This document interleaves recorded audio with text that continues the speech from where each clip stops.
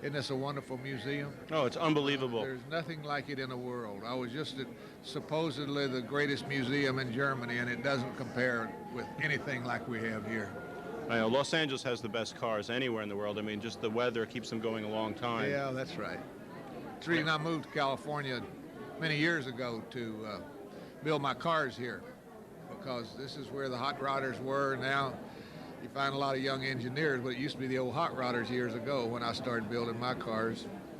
And of course, you had the place to actually take them out for a real spin, kind of get them up to the, the fast speeds. Oh, yeah. Well, it all started right here on the salt Salt Lakes here north of town. Right.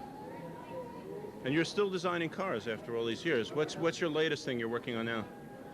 Oh, I built a Cobra, but I didn't like it, a new Cobra, and I'm building one now that costs a little less money. So I'm always building things and throwing them away, and at this point in my life, I don't build anything that's not fun to me. It's something that I wouldn't like to drive.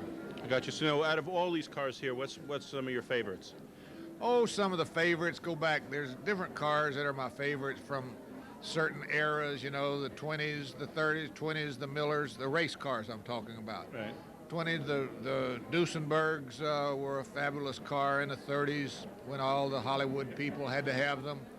And, of course, then the Cords and all the 30s were a great era.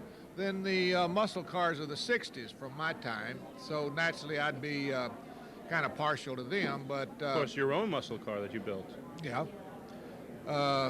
It's kind of natural to kind of tilt it that way, isn't it? Right. But there's something from every decade that comes along that's very interesting. 20s, 30s, 40s, and so on and so forth. It's just, I think it's wonderful to put it together in a setting like has been organized here.